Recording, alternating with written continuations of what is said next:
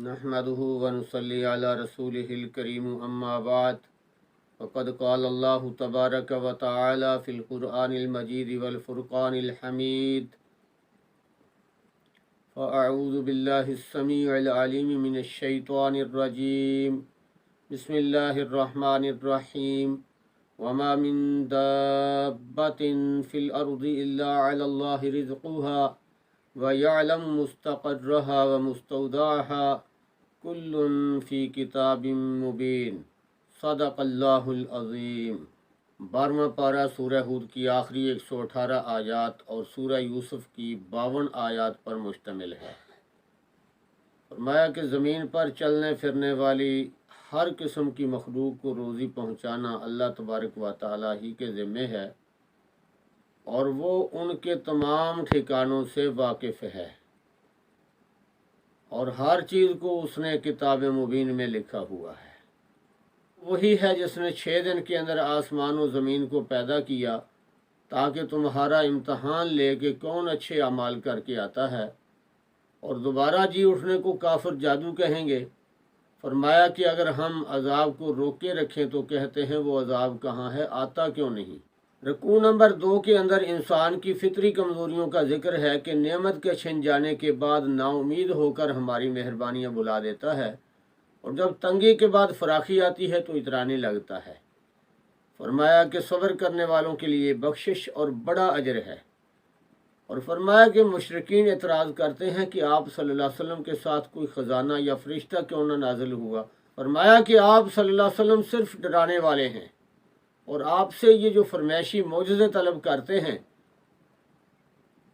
حالانکہ قرآن ان کے سامنے سب سے بڑا معجزہ موجود ہے۔ اور فرمایا کہ اس کی دلیل یہ ہے کہ تم اس جیسی 10 صورتیں بھی نہیں بنا سکتے۔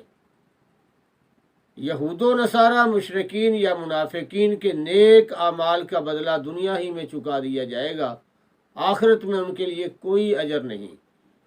فرمایا کہ ریاکار لوگ اور توحید پر چلنے والے برابر کیسے ہو سکتے ہیں، جیسے اندھا اور بینا برابر نہیں ہو سکتے۔ فرمایا کہ اس قرآن کو جھوٹا کہنے والے آخرت کے منکر لوگ خسارے میں رہیں گے۔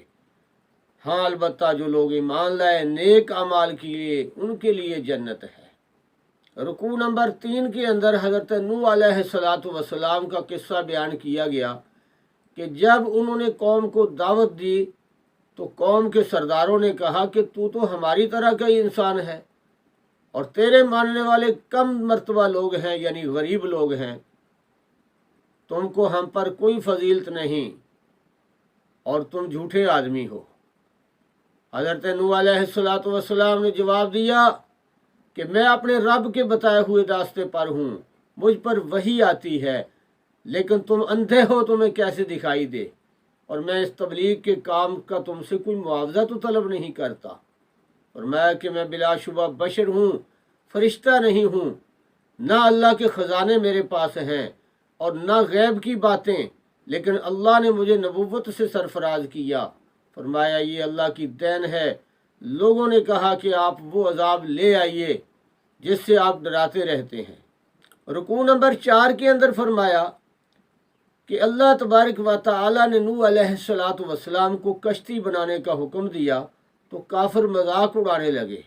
آخر وقت مقررہ پر عذاب آ پہنچا، اور اللہ تبارک و تعالی نے آپ سے فرمایا کہ کشتی کے اندر ہر جاندار کا ایک جوڑا رکھ لیں، اور فرمایا کہ نوح علیہ السلام نے اپنے بیٹے کو کشتی میں سوار ہونے کے لیے کہا، لیکن وہ نہ مانا اور ڈوب گیا۔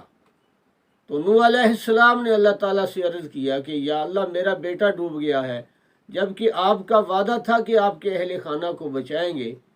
تو اللہ تبارک و تعالیٰ نے فرمایا یا نوح انہ لیس من اہلک، اے نوح یہ تیرے اہل میں سے نہیں ہے۔ نوح علیہ السلام کی تسلی کے لیے دلیل کے طور پر فرمایا انہ عمل غیر صالح، فرمایا کہ اس کا عمل غیر صالح ہے، اور ساتھ ہی تنبیہ فرمائی فلا تسألنی ما لیس لک بہ علم، کہ اب آپ مزید اس بارے میں سوال مت کرنا۔ چنانچہ حضرت نوح علیہ السلام نے اس پر معافی طلب کی، अजीज़ साथियों, अंबिया करम अलैहिमुस्सलातु वस्सलाम के वाक़ियात में एक तरफ तो अक्ल व फ़हम, समा व बसर वालों के लिए बेपनाह इबरतें और नसीहतें हैं, और दूसरी तरफ ख़ातमुल अंबिया मुहम्मदुर रसूलुल्लाह सल्लल्लाहु अलैहि वसल्लम और अहले ईमान के लिए तसल्ली और साबित कदमी का सबक है। आप सल्लल्लाहु अलैहि वसल्लम को ख़ास तौर पर इस्तकामत इख्तियार करने का हुक्म दिया गया, और ये हुक्म ज़िम्नन तमाम उम्मत के लिए है। रुकू नंबर 4 के आखिर में अल्लाह तबारक व तआला ने आप सल्लल्लाहु अलैहि वसल्लम की नबुव्वत और रिसालत की दलील के तौर पर फरमाया, तिलका मिन अंबाइल गैब, फरमाया कि ये गैब की खबरें हैं, नूहीहा इलैक, जो आपकी तरफ वही की जाती हैं, मा अंत तअलमुहा वला कौमुका मिन क़ब्लि हाज़ा, फरमाया इससे कबल आप और आपकी कौम ये किस्से नहीं जानते थे। फस्बिर इन्नल आक़िबता लिलमुत्तक़ीन, फरमाया कि पस आप इन किस्सों को सुनकर सब्र पर इस्तकामत इख्तियार करें, बेशक आखिरकार अंजाम मुत्तकीन ही के लिए बेहतरीन है। रुकू नंबर 5 के अंदर कौम आद का जिक्र है कि हज़रत हूद अलैहिस्सलातु वस्सलाम ने उनको दावत दी, लेकिन वो लोग न माने और कहा कि तुम हमारे माबूदों को बुरा कहते हो, हमारे देवताओं ने तुम्हें पागल कर दिया है। हज़रत हूद अलैहिस्सलातु वस्सलाम ने फरमाया कि मैं तुम्हारे इन झूठे माबूदों से बेजार हूँ और मैंने अल्लाह का पैगाम तुम तक पहुँचा दिया है। अब भी अगर तुम नहीं मानते तो अल्लाह तबारक व तआला तुम्हारी जगह किसी और कौम को पैदा कर देंगे। तो कौम आद को अजाब के ज़रिए से हलाक कर दिया गया। हूद अलैहिस्सलातु वस्सलाम और मोमिनीन को बचा लिया गया। रुकू नंबर 6 के अंदर हज़रत सालेह अलैहिस्सलातु वस्सलाम की कौम समूद का जिक्र है कि हज़रत सालेह अलैहिस्सलाम ने अपनी कौम को अल्लाह की तरफ दावत दी कि उस रब की इबादत करो जिसने तुम्हें पैदा किया है, ज़मीन में बसाया है। कौम ने ऊँटनी का मौजज़ा तलब किया, पहाड़ से ऊँटनी पैदा की गई, मगर उन लोगों ने ऊँटनी को मार डाला। उनको तौबा के लिए 3 दिन की मोहलत दी गई, उसके बाद उन पर ज़लज़ले का अज़ाब आया और हलाक कर दिए गए। रुकू नंबर 7 के अंदर इस बात का जिक्र है कि हज़रत लूत अलैहिस्सलातु वस्सलाम के पास जो फरिश्ते कौम को तबाह करने के लिए भेजे गए थे, वो पहले हज़रत इब्राहीम अलैहिस्सलातु वस्सलाम के पास गए, उनको और उनकी बीवी को बेटे की खुशखबरी दी। उसके बाद ये फरिश्ते खूबसूरत लड़कों की शक्ल के अंदर हज़रत लूत अलैहिस्सलातु वस्सलाम के पास पहुँचे। उनकी कौम के बदकुमाश लोगों ने देखा तो पीछे लग गए, उनके घर तक आए तो हज़रत लूत अलैहिस्सलाम से उनसे मिलने का मुतालबा किया। तो लूत अलैहिस्सलातु वस्सलाम ने फरमाया कि तुम क्यों गैर फितरी काम के पीछे पड़े हुए हो? जो कौम की बेटियां मौजूद हैं उनसे निकाह करें और हलाल ज़रिए से अपनी शहवत पूरी करें। लेकिन कौम न मानी, झगड़ा शुरू किया। आपने फरमाया अलैसा मिनकुम रजुलुर रशीद, क्या तुम के अंदर कोई भला मानस भी मौजूद है या नहीं? फरिश्ते जो सारी बात सुन रहे थे अचानक बोले कि हम इंसान नहीं बल्कि फरिश्ते हैं और आपकी कौम पर अजाब लेकर आए हैं। आप रात को अपने घर वालों के साथ निकल जाइए और पीछे मुड़कर न देखना। फिर अल्लाह ताला के हुक्म से जिब्रील अलैहिस्सलातु वस्सलाम ने उन बस्तियों को उठाकर आसमान के करीब से नीचे पटक दिया और उन पर निशान ज़दा पत्थर बरसाए गए। रुकू नंबर 8 के अंदर हज़रत शुएब अलैहिस्सलातु वस्सलाम की कौम मदियन का जिक्र है कि ये लोग नापतोल में कमी करते थे, राहगीरों को लूट लेते थे।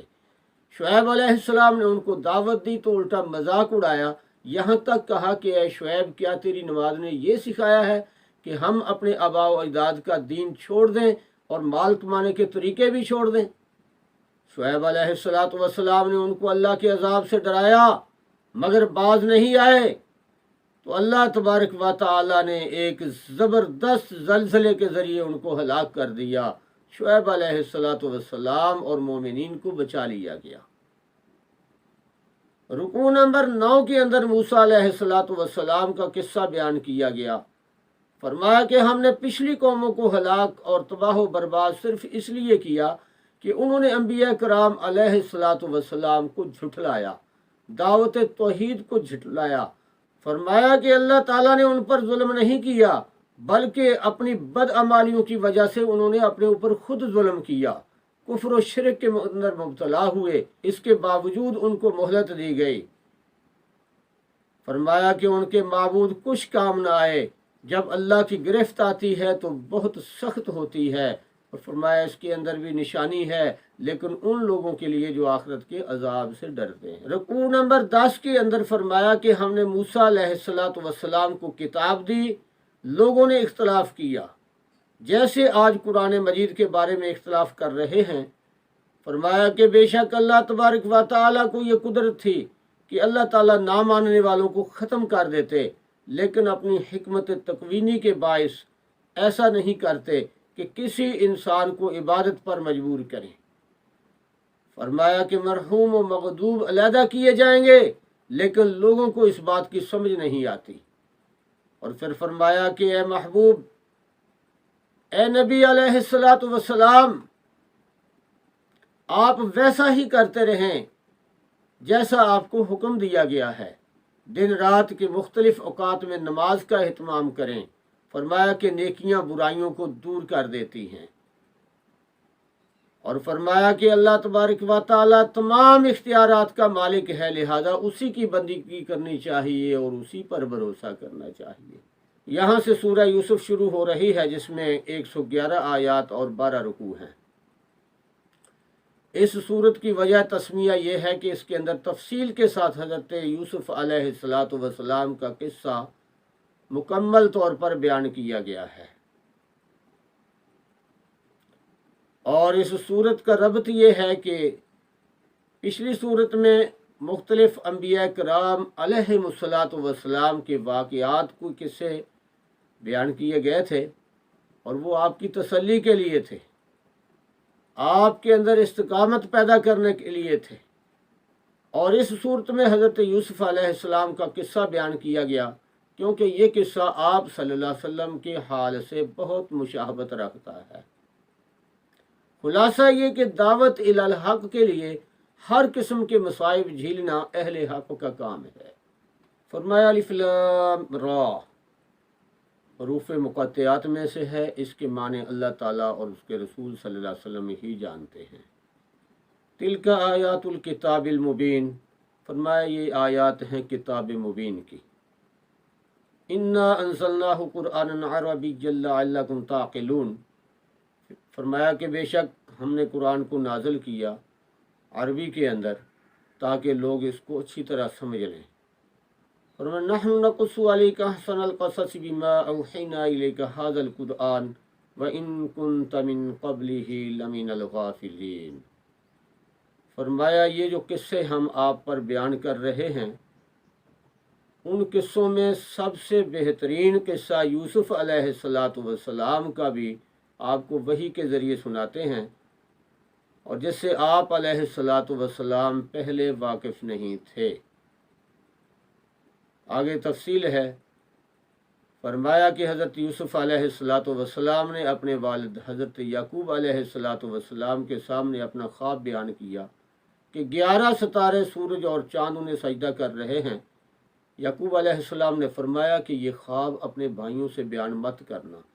پھر خواب کی تعبیر بتلائی کہ اللہ تعالیٰ تجھے خصوصی شان عطا فرمائے گا اور باتوں کی تہ تک پہنچنا سکھائے گا۔ رکوع نمبر 12 کے اندر فرمایا کہ حضرت یعقوب علیہ السلام اپنے بیٹے یوسف علیہ السلام سے ان کے چھوٹے پن، حسن صورت و سیرت کی وجہ سے بہت محبت کرتے تھے، اور دوسرے بھائی ان کے ساتھ حسد کرتے تھے۔ تو بھائیوں نے مشورہ کیا کہ یوسف علیہ السلام کو قتل کر دیا جائے، بے وطن کر دیا جائے، یا ان کو اندھے کنویں میں ڈال دیا جائے۔ چنانچہ یوسف علیہ السلام کے بھائی شکار کرنے کے بہانے حضرت یوسف علیہ السلام کو اپنے ساتھ لے گئے اور انہیں کنویں میں ڈال دیا، اور والد سے آ کر کہہ دیا کہ اسے بھیڑیا کھا گیا ہے۔ حضرت یعقوب علیہ السلام جو پیغمبر تھے، فراست ایمانی سے سمجھ گئے کہ یہ جھوٹ بول رہے ہیں۔ فرمایا قال بل سولت لکم انفسکم امرا، فرمایا جو جھوٹ طوفان تم گھڑ کے لائے ہو یہ تمہارے اپنے لیے بہت برا ہے، فصبر جمیل، کہ میں صبر جمیل اختیار کرتا ہوں، واللہ المستعان علی ما تصفون، اور اللہ کی مدد مانگتا ہوں اس پر جو تم جھوٹ طوفان باندھ کر لائے ہو۔ دوسری طرف یہ ہوا کہ ایک قافلہ وہاں سے گزرا، انہوں نے یوسف علیہ السلام کو کنویں سے باہر نکالا اور انہیں چھپا کر مصر لے گئے۔ چنانچہ رکوع نمبر 13 کے اندر فرمایا کہ مصر کے بازار میں یوسف علیہ السلام کی بولی لگائی گئی، تو مصر کے ایک سرکاری افسر نے انہیں خریدا اور اپنا بیٹا بنا لیا۔ جب آپ جوان ہوئے تو آپ کو نبوت سے نوازا گیا اور آزمائشیں بھی ساتھ ہی شروع ہو گئی۔ جس مصری افسر نے آپ کو خریدا تھا اس کا نام عزیز مصر ہے اور اس کی بیوی کا نام زلیخا۔ تو زلیخا حضرت یوسف علیہ السلام کے حسن پر فریفتہ ہو گئی۔ یہاں سے آپ کی زبردست آزمائش شروع ہو گئی۔ چنانچہ زلیخا نے آپ کو ایک بڑے کمرے کے اندر بلایا اور اس کے دروازے پہ تالا ڈال دیا اور یوسف علیہ السلام کو ورگلانے لگی اور ان سے ناجائز خواہش کا اظہار کیا۔ تو یوسف علیہ السلام نے فرمایا کہ یہ میں کیسے کر سکتا ہوں؟ فرمایا کہ میں اپنے مالک سے نمک حرامی نہیں کر سکتا۔ فرمایا کہ میرا اصلی مالک اللہ بھی مجھے دیکھ رہا ہے۔ یہ کہہ کر حضرت یوسف علیہ السلام نے دروازے کی طرف دوڑ لگائی اور زلیخا بھی پیچھے بھاگی اور پیچھے سے ان کے دامن کو کھینچا اور ان کا دامن پھٹ گیا۔ یوسف علیہ السلام جب دروازے کے قریب پہنچے تو تائید غیبی سے تالا ٹوٹ گیا اور دروازہ کھل گیا۔ جیسے ہی یوسف علیہ السلام دروازے سے باہر آئے تو عین اسی وقت عزیز مصر بھی سر پر آ پہنچا اور اس نے یہ ماجرا دیکھا تو کہا کہ یہ کیا ہے؟ زلیخا نے فوراً پینترا بدلا اور سارا الزام یوسف علیہ السلام پر ڈال دیا۔ اللہ تبارک و تعالیٰ نے یوسف علیہ السلام کی پاک دامنی کو اس طرح ظاہر فرمایا۔ عزیز مصر کے گھر میں ایک چھوٹا بچہ تھا پنگوڑے میں جو دیکھ رہا تھا اور اس کو ابھی بولنا بھی نہیں آتا تھا، لیکن وہ بولا۔